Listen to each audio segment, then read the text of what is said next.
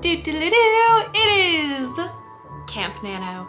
When this video goes up, it will officially be the first day of Camp Nano, July 2021. If you missed the video in which I announced what I would be working on in camp, I've linked that in the description, but just a quick little reminder, if you've forgotten, I am going to be returning to This Book is for October. It's a story that I'm writing solely for my sister, and it's meant to emulate a Hallmark Christmas movie, but for Halloween instead of Christmas. I have zero intention of ever sharing this story with anyone other than my sister, which means I feel fairly comfortable being pretty open and transparent about every aspect of this story. And I kind of have it in my head that if I explain the full outline, then in my future writing vlogs, if I'm talking about, oh, I'm on this chapter or I'm in the moment when this thing happens, you'll just have a little bit more context for what I'm talking about.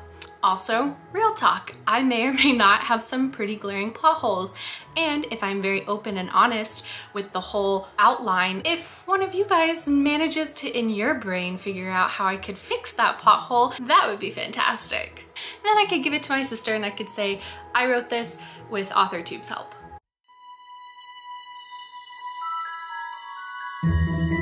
So there are gonna be a few different parts to the video. I want to first, I had this written down. All right, okay. First, I wanna do character intros for our main kind of important cast. Then I just wanna give you setting intros, that won't take very long. And then do an actual full breakdown of the plot. I'll try and have it segmented below so you can skip to whatever section you're actually interested in.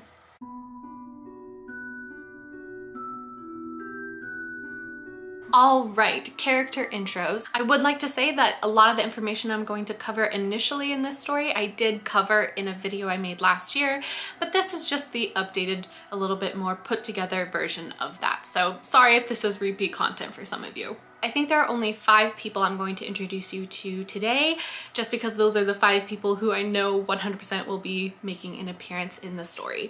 The first 4 people are all related to each other. We have Sybil Goodwin, who is the mother of 3 lovely daughters named Cassandra, Hecate, and Celeste. All 4 of these lovely women are witches, and they belong to a coven on the east coast of the United States called the Atlantic Gate Coven.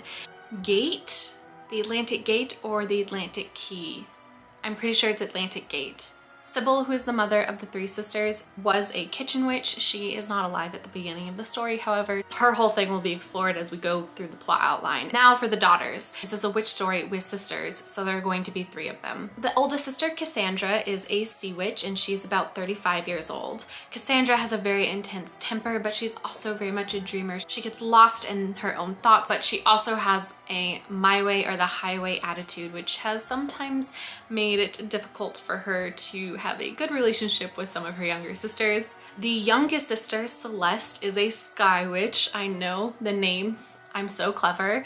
And she's about 27 years old. She's also an Instagram influencer and definitely is the type of person who would do tarot readings or astrology readings on TikTok. And then we have the main POV character, the protagonist of our story, the middle child, Hecate, although most people just call her Kate. She is a hedge witch. The difference between Kate and her sisters is that both Celeste and Cassandra were able to choose their crafts when they turned 13 years old, as is tradition within the Atlantic Gate Coven. However, the day that Hecate was born, her mother immediately declared for her that she would be a hedge witch and kind of took that choice away from Kate. And also her mother, even though declaring her a hedge witch, has always been strange about her actually learning hedge witchcraft. And so for the majority of her life, Kate has lived at home with her mother and has done mostly kitchen witchery and herbalism and healing like her mother has. Our second most important character, just behind Kate, is Matthew Cipher. Is a very mysterious man from the Pacific Key Coven. Is it the Pacific Key or is it the Pacific Gate? It's one of the 2. He's from a coven from the Pacific Northwest, because if I don't add a little Twilight into this, what is it? Matthew is a sorcerer in the forbidden craft. His coven doesn't forbid anything, which is one of the reasons why the Pacific and Atlantic covens are usually not very happy with one another. Matthew's main magic is shadow magic, which is really just necromancy. He does know a little bit of like blood magic and other kind of more spookier things. So that's our main cast of characters. I didn't script that part, so sorry if it came out a little jumble mumble. Oh my god, I can't believe I completely forgot. There's also a sixth character who we have to talk about, and that is Merlin the cat. Merlin is a little black cat who belongs to Kate, and he is adorable, and he is the best part of the whole story.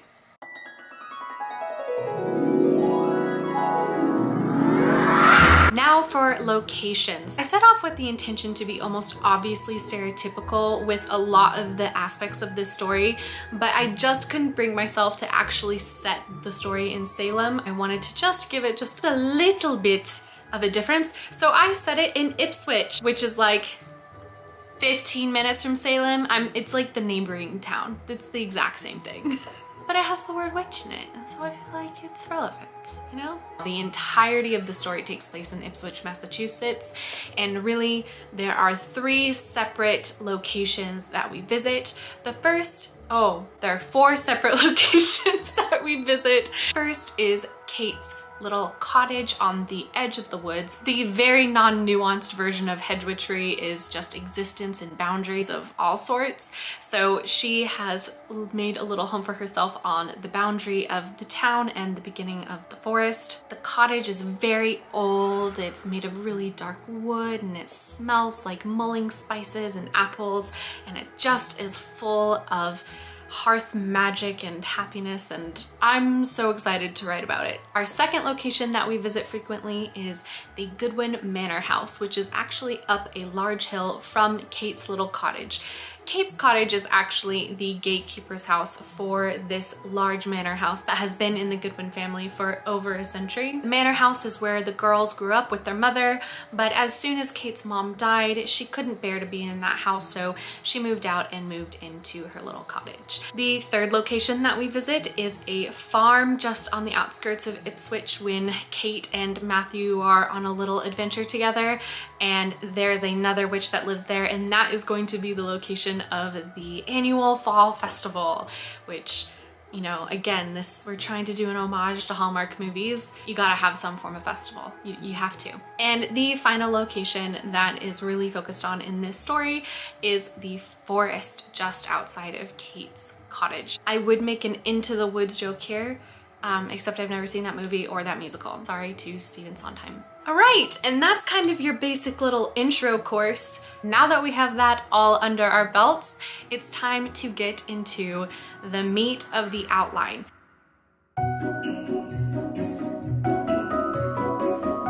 Now, as I was writing this outline out during June, and by during June I mean the past 3 days because I procrastinated, I'm sorry. I was really struggling to come up with a coherent outline. I felt like I had a million threads, and so what I ended up doing was finding this random Reddit post that kind of broke down the beats of a Hallmark movie and tried to match my outline to those beats. I will warn you, it starts off well and then really takes a right turn or a left turn. It takes a turn of some sort, maybe a U-turn. The first thing I'm gonna do is just give you kind of the headlines of what this Reddit post said were the typical beats of a Hallmark movie.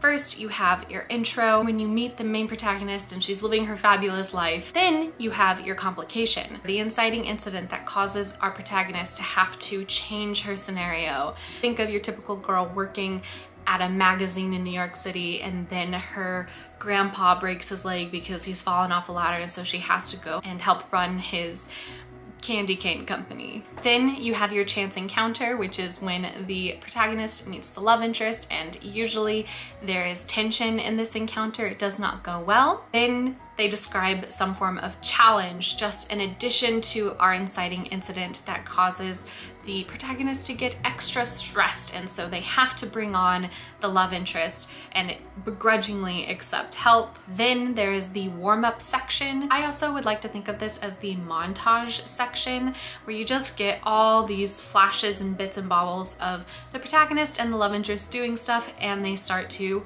warm up to each other. You know, the first thing I ever bought was a snow globe. Really? Still have it. You do? Yeah. Then we have a very exciting one, the near kiss. During one of the holiday theme activities, the protagonist and the love interest have a moment and almost kiss, but something interrupts them, but it's a good little moment of tension. Then the misunderstanding, which is usually caused by someone overhearing something in the incorrect context, or by someone just literally refusing to explain a situation, just literally refusing, even though it would take 30 seconds to explain what had happened. I don't love bad communication styles, so that's definitely going to be one I struggle to write. Then we have our reconciliation. Usually there's some grand gesture. Oh my gosh, he showed up to my gingerbread competition. He really does love me. And then finally, the happy ending. I would say this book for October stays pretty solid on this track until the near kiss. And then things, like I say, really diverge. And again, if you have any ideas for how I can make it a little bit tighter, please let me know. I really am planning on outsourcing most of this work to all of you if you are willing.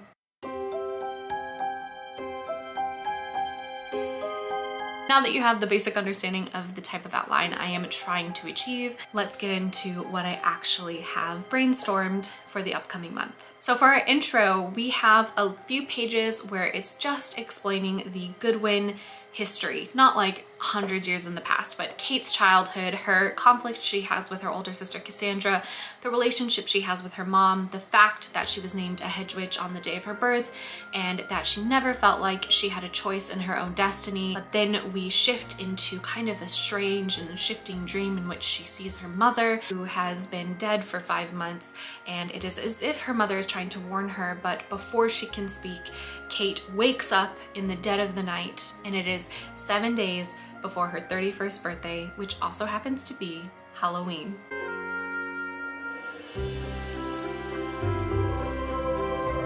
We're going to see Kate in her natural habitat as she does her chores, and she's gonna make herself aesthetic breakfast. It's gonna be something like apple cider donuts or a rustic oatmeal with homemade maple syrup. And then she is going to receive a letter from her older sister, Cassandra. Now, neither of her sisters have been home in a few years. Cassandra has started her own family and Celeste is off traveling the world. But Cassandra writes to say, now that mom has passed, we both think it is appropriate that we come home and have our traditional New Year's / Halloween celebration as we did when we were younger. This is very stressful news for Kate because it means she has to go back to the manor house, the house in which her mother died, and open it all up and get it ready for guests.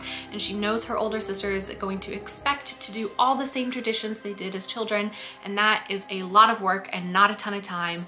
And that is our challenge is, oh no, there's a big party I have to throw. What will I ever do?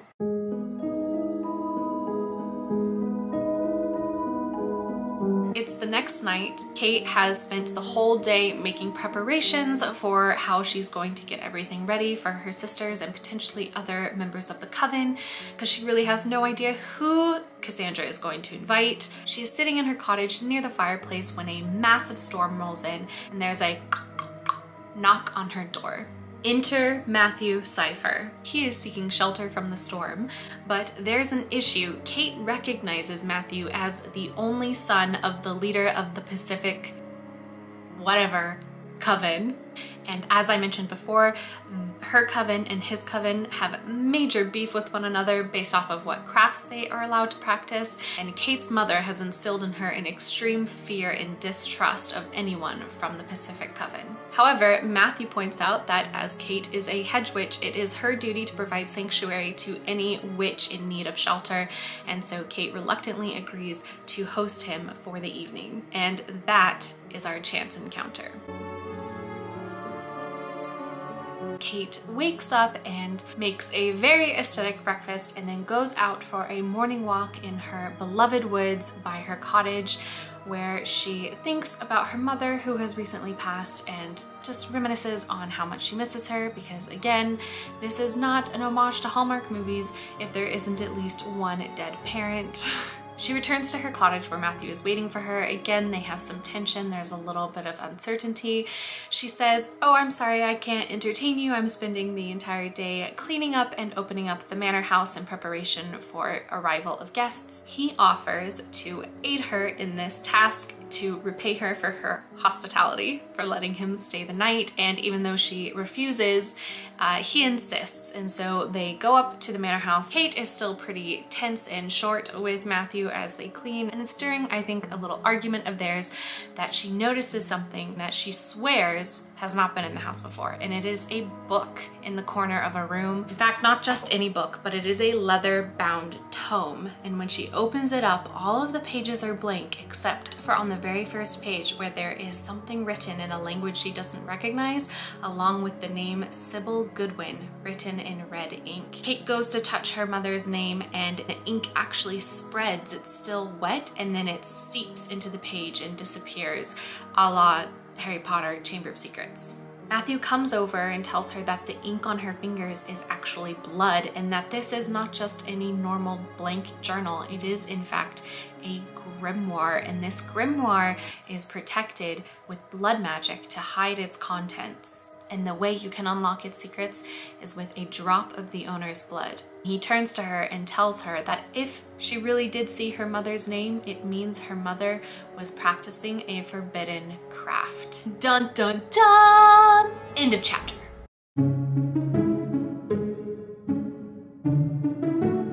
You know, this might also be kind of where the story diverges from our Hallmark vibes, and also the whole blood magic and curses and thing. Maybe this is not like Hallmark at all. Anyway, it is Tuesday. Matthew and Kate take a drive over to a farm on the outskirts of Ipswich, where they're going to visit a local witch, the owner of the farm. This local witch, who I have not named yet, specializes in something called meta magic, and that basically means magic. So she specializes in how to remove curses or drain another witch of her powers or strengthen the power within another witch. Kate wants to speak to this witch because she is hoping that there will be a way she can unlock the protected grimoire. They arrive and the witch is not available for a meeting, so they have to spend a few hours roaming around this farm, and they just so happen to be arriving to the farm during the annual fall festival. See, there we go. We're getting a little bit back on the Hallmark track. They're gonna walk through a corn maze.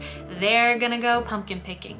They're gonna do all sorts of things. They're gonna eat candy canes. Not candy canes. They're gonna eat candy apples. And the whole while, their bickering gets less and less, and maybe they'll have a little heart-to-heart where they talk about their childhoods, and it's just a cute little getting to know you and they warm up to each other kind of time. But Kate does start to grow impatient and insists on meeting with the witch who is the head of the farm. They're told the only way they will be granted an audience with her is if they participate and win the pumpkin carving contest. Look, I know it's kind of stupid, but I had to do this. I had to do this. As soon as I knew I was going to write a story like this, I was like, instead of a gingerbread decorating contest, there's going to be a pumpkin carving contest. Kate really wants that audience with her and wants a way to figure out how to break into the grimoire, and so she and Matthew participate in the pumpkin carving contest. And of course, they win. How do they win? I don't know. I'm sure Kate might use some of her magic to cheat, unless I decide that that's against her moral code. I don't know if she's gonna be uppity like that. I haven't decided. And they meet with the meta magic witch,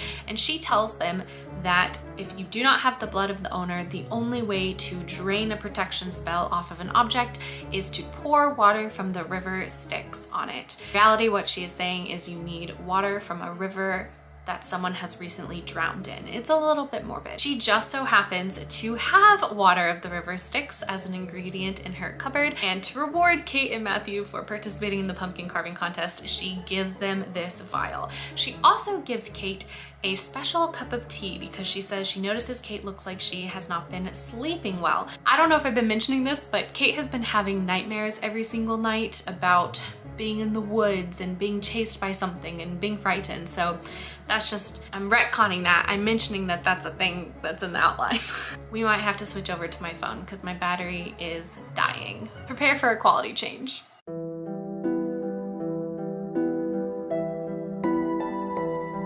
Okay, changing cameras. So Kate and Matthew return from the fall festival and return from their meeting with the Meta Magic Witch. Kate goes back to the book she found in her mother's house and opens it. And once again, there are those strange words in a language she doesn't recognize, along with her mother's name in red ink on the first page. Matthew tells her that it is Welsh and it is written like a curse. And it says, "The king below shall never again know my secrets." Kate pours the water of the river Styx over the book. Then suddenly the entire book fills with a blood-like substance which scatters around and forms pages and pages of instructions and spells, all sorts of knowledge on the forbidden craft of blood magic, soul binding, compulsion, anything that is forbidden is in this book. Matthew again says that her mother, Sybil Goodwin, was not the kitchen witch she led the Atlantic Coven to believe, but was in fact a blood sorceress. Kate argues with him, defending her mother even though she can see the words on the page are written in her mother's handwriting. And at this point, Matthew gets extremely frustrated because Kate is defending a woman who he feels has lied to her entire life and has kept her from meeting her full potential as a hedge witch, as over the course of the few days that they have known each other, he realizes that Sybil has only allowed Kate to practice life magic and none of the death-related magic Kate was meant to have learned as a hedge witch. And so he becomes extremely frustrated and she is obviously very offended, and they blow up at each other, which I guess you could say is also like the miscommunication, which is why it's funny that I'm having it right here in the warm-up, veering off the path of the Hallmark movie. Despite the fact that they are fighting, Kate becomes extremely tired from the tea, and so she leaves in a huff and goes to bed, where she has her worst nightmare yet. She dreams she is being chased in the forest by hellhounds, and they are snarling and ripping at her dress, and they almost have her, and she wakes up screaming, but not in her bed. She wakes up and she is in the middle of the forest, and Matthew, he is chased after her and shooken her awake, and she kind of collapses, very much overcome. I know, it's a damsel in distress moment, you gotta let me have it. He picks her up and carries her back to her cottage, and we do a little bit of a fade to black. Again, not very Hallmark, I'm sorry. Despite that, we are still trying to hit the Hallmark hallmarks. So our next Hallmark is the near kiss scene.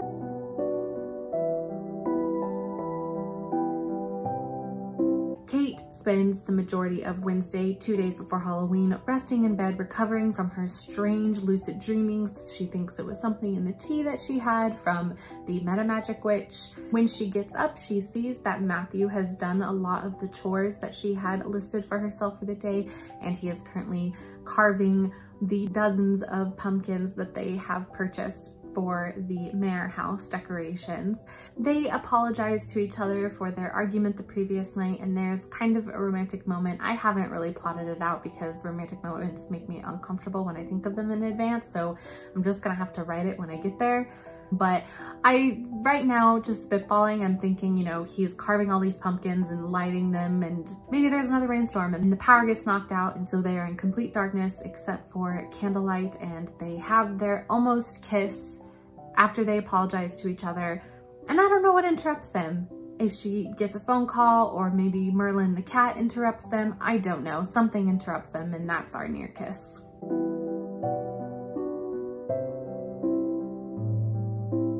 And now we are really getting into the part that diverges from a Hallmark movie, but technically this is going to be our misunderstanding section. It is Thursday, it is 2 days before Halloween, and it is the day that Kate's sisters arrive at the manor house.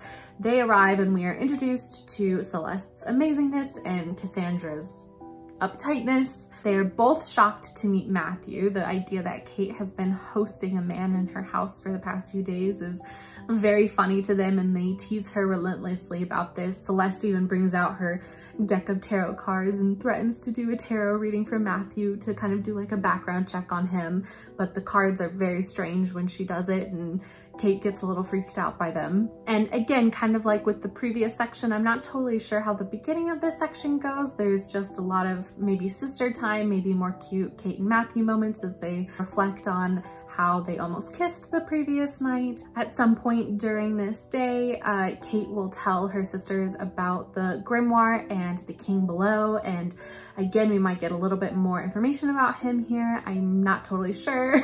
But the big blow up is going to happen at the end of this section. And we switch to the next day, which is Friday, the night before Halloween, and Cassandra comes in like a hurricane and is about to confront Matthew. And she has discovered something about Matthew, and I don't know what.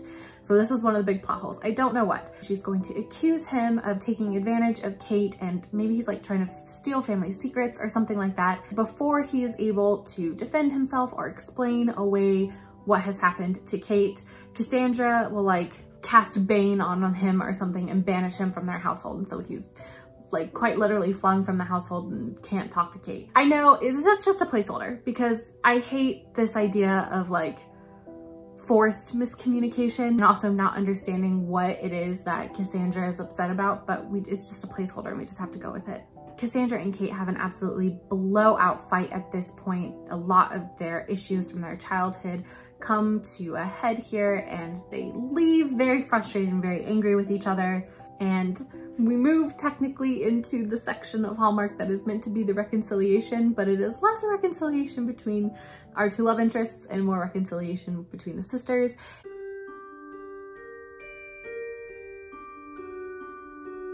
Officially, we have arrived at Halloween morning. Kate wakes up and walks up to the manor to kind of do her duties for the day, since they're expecting many guests from the coven.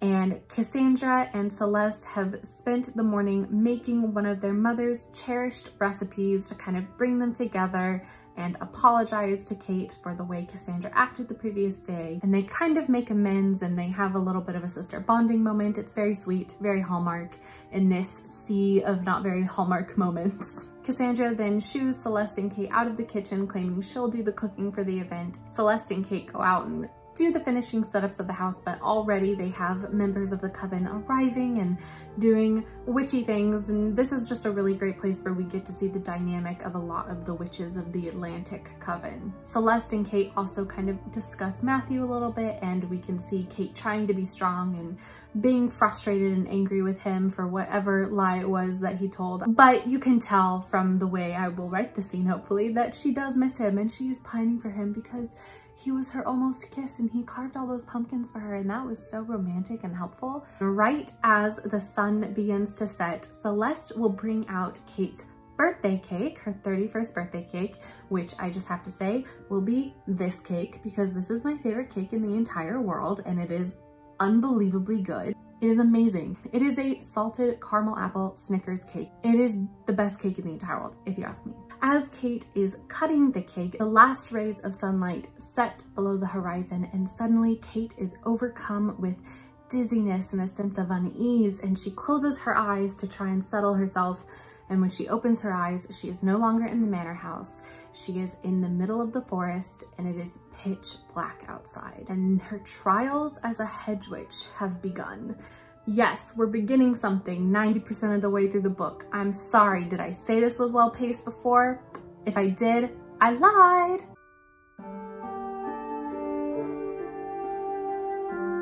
She has entered this sort of astral dream world and she walks a path of lit pumpkins deeper and deeper into the forest until she comes to the gates of her family cemetery where all the Goodwin witches of centuries past are buried. I want her to go through some form of test. I want her to have to make a choice of some sort, just because, again, something she's going to be dealing with as a character throughout the entire story is her struggling to make choices for herself. Right now I'm operating under an assumption that there will be a little table set up and she will have the choice of 4 separate herbs that she has to take, and each of those herbs represents something different. I did all this research on this last year and I think something was like sage for strength and I don't know, basil for wisdom, except it's definitely not basil. And each herb will represent a different attribute, and she'll have to choose which one she wants to take with her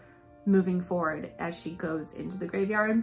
It's meant to be very symbolic, and I might be getting a little too much up my own butt on that one, so it might get totally cut from the story. We'll see. She'll walk into the cemetery and she'll be all alone. It'll be very quiet and very spooky, and she will walk to her mother's grave, where she will be very surprised to see the unconscious Matthew, who has been, ooh. Okay, wait. I am coming up with a thought here. So before I was thinking, oh, Cassandra, when she gets mad at Matthew about something, she casts Bane on him and he has to leave the house. And I've been dealing with this idea of what does he do for the next 2 days or 1 day or however many days that he's gone? Why wouldn't he explain himself to Kate? I think I'm filling in a plot hole right here on camera. Okay, to get to this graveyard in the astral plane, I need him to have been taken by the king below.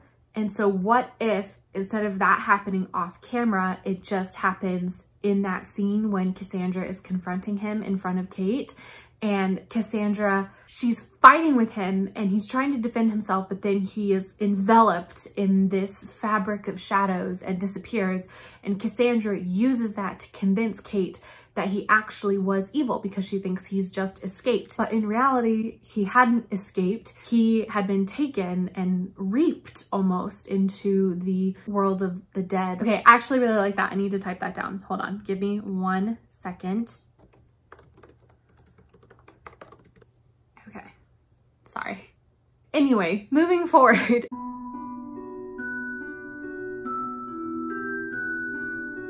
Long story short, over the course of this chapter, Matthew and Kate will be confronted by the dreaded king below. And there's going to be a lot of information that I'm about to spit out at you right now.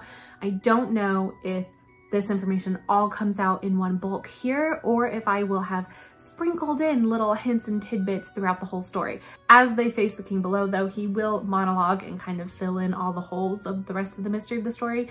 So I'm just gonna give you basically the whole gist of it here. Many years ago, Sybil Goodwin was just living her life with her husband and her firstborn child, and she was a true kitchen witch, but she desired more power and she wanted to rebel against the rules of the Atlantic Coven and the idea that any craft could be forbidden. So she created this ritual of making a grimoire in which she attempted to summon a creature that would grant her greater power, and in this process she summons the king below, who is kind of a more sinister Hades type creature. He's very vindictive and spiteful, but his job is mainly to guard the boundary between the realms of the living and the dead. He will grant her the knowledge she needs in order to achieve bigger power, in order to do bigger magic, but his price is that she must name her next born daughter a hedge witch. Because the way that it works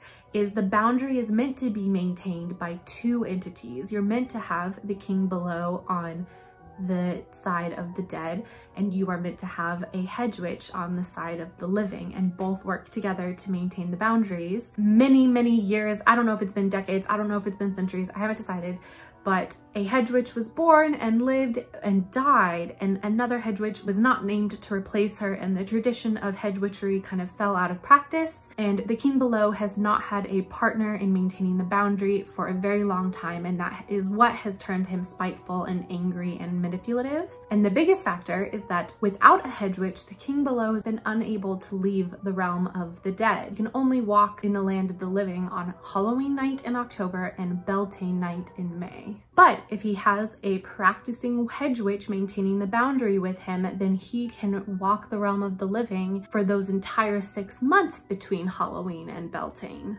Think of it as sort of a reverse Hades and Persephone type situation, if you will. So he is desperate to have a hedge witch so that he may kind of live a normal life again. But the years and years without that have really corrupted him and turned him fairly evil. And so not only does he want Kate to become a practicing hedge witch, but he wants her to become his queen and his consort. Kate's mother, eventually horrified by the deal that she made, refuses to allow Kate to become a practicing full-fledged hedge witch, which is why she only allows her to focus on life magic. And all in her life, Kate was never allowed to touch a dead thing, not even the bones of a baby bird or anything like that, because her mother was always afraid that once she was in contact with some form of death, it would activate the full hedge witch abilities within Kate. But when Sybil passed away in the Goodwin Manor and Kate was the one to find her, of course she touched her mom and was finally for the first time exposed to death, and then the clock started ticking until Halloween, in which the king below could reach her and claim her as his own. And this is where we get tricky again, because I haven't fully decided how he gets defeated, but he gets defeated, spoiler alert. And right now I have it in the outline, the placeholder is Matthew and Kate defeat the king below through the power of love, question mark, which I feel like is a very Hallmark thing, but we're switching genres at such a breakneck speed, I don't really know how to keep up. So that's definitely something I'm gonna have to figure out. How the heck do they defeat this dude? Is it the herbs that she picked? I have no idea. Luckily, that's super an unimportant part of the story. It's not like it's the climax of the entire story or anything like that. So, you know, no big deal to not know what that is. Anyway, once they defeat him, however that may be, all seems well, and Kate and Matthew kind of embrace and are very happy to be reconciled. Hey, there you go. We're in the reconciliation, yay! And amazingly, Kate's mother appears before them both because they've both been pulled to the realm of the dead, and she can speak freely with Kate, and it is a very tearful conversation, and Kate expresses to her mother how much she misses her, but also confusion over the lies she has been told. Sybil apologizes to Kate, but Kate for the most part is just very happy to be able to see the woman who gave her so much love again. The mom is very upset because without the king below, the boundary between the world of the living and the dead will dissolve away. It is very weak, and it has been weakening ever since the last hedge witch died, and it is only because of the king below's powers that it has been maintained. And without a new border guardian on the side of the dead, there will be chaos on earth as heaven and hell are unleashed. So Matthew offers to become the new guardian on the side of the dead, essentially becoming the new king below, although he'll probably won't refer to himself that way because it's pretty pretentious. Kate is horrified by this idea and offers to be the guardian herself, but her mother reminds her that if she does that, there will be no active hedge witch on the side of the living to help maintain, which would make Matthew's life much easier, especially considering that if Kate does decide to be an active hedge witch,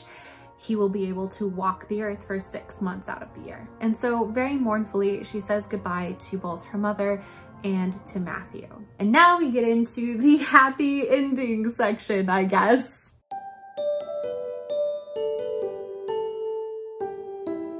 Kate comes to and she wakes up in the Goodwin Manor house. She has, to the rest of the guests, seemingly just fainted and has been passed out for a little while, and they're all very concerned about her, but at the same time they're also like, we're not gonna let her ruin our Halloween because she, you know, can't handle her drink, and so the party is still going on. But Kate talks with her sisters and she relays to them everything that has happened, and they have a great sisterly bonding moment, and Cassandra specifically promises to help Kate learn the true traditions of the hedge witch, and they will work together to ensure that the boundary remains intact. Eventually the guests leave, Cass and Celeste fall asleep, and Kate just wants to be home. So she walks down the hill to her little cottage, and as she's walking down the hill, she realizes she can now choose to see which side of the boundary she is able to view. With just a little bit of concentration, she can either, in her mind's eye, walk the land of the living or through the land of the dead. When she reaches her cottage, Matthew is waiting inside for her. I don't know if he's in the land of the living or in the land of the dead yet, because I don't know if she's like officially a practicing hedge witch. I have to figure out that little plot hole. We'll workshop it, it's fine. Basically, the end of the story is once again, they reconcile, they profess their feelings for one another, and he reminds her that if she continues to practice hedge witchery in all its many forms, he will be able to walk the earth from the months of November to May, and he asks her if she would prefer he remain by her side during those months or if she would prefer he leave. And of course she says she wants him by her side, and they kiss as the sun rises on November 1st and fade to black. The end. Now I know what you're gonna say. What the hell? That's not a happy ending. This dude is trapped for 6 months out of the year. But here's the thing, I know my sister. The idea of being able to cohabitate with a beautiful, loving, adoring man for 6 months out of the year, and then he kind of F's off for a little while and you get to just be by yourself and hang out with yourself for another 6 months out of the year is like absolutely ideal for her. So this might not be your typical Hallmark happy ending, but it is a Walissimo's older sister perfect happy ending. If I can execute it right. Who knows? I might do something wrong and she might hate it. Whoosh, that was a marathon. Holy crap. If you are still here, if you are still watching through all of that nonsense, I hope this story is at least vaguely interesting in its very, very rough cut. Again, my hope is that it serves as kind of a guide stone as I have my Camp Nano vlogs for the rest of the month. That way, if I'm ever saying, oh, Kate and Matthew are at the farm and they're talking to the meta magic witch, you'll know exactly what part of the story that I'm in, and hopefully you'll just be able to follow along and connect with those vlogs a little bit better. And again, I really can't stress this enough. Everything that I have said out loud on camera today is all fluid. Nothing is set in stone. If you have an idea and you're like, oh, you know what would make this like killer? Or even something that's just, oh, you should definitely have a moment like this. Please, please let me know. I would love to incorporate any of your ideas, not me trying to make you guys do the work for me. But I'm gonna pop off now. I've literally been talking for over an hour and a half, if not more. And my throat is getting really dry and I need water. I'm not sure if I'm gonna have a video on Tuesday, but hopefully, fingers crossed, I will be having my first Camp Nano weekly vlog next Thursday. So tune in if you're interested to see how the first portion of this story goes. But until then, go be happy, go be healthy, and go right. Bye. Never gets all the way black. Oh crap, how long has that been out? I have no idea. Oh, damn it. I keep freaking messing with this. This is killing me. And that is something Kate has had to deal with her. Oh, you flipper doodle. Definitely making a montage of that happening at the end of the video because that's funny.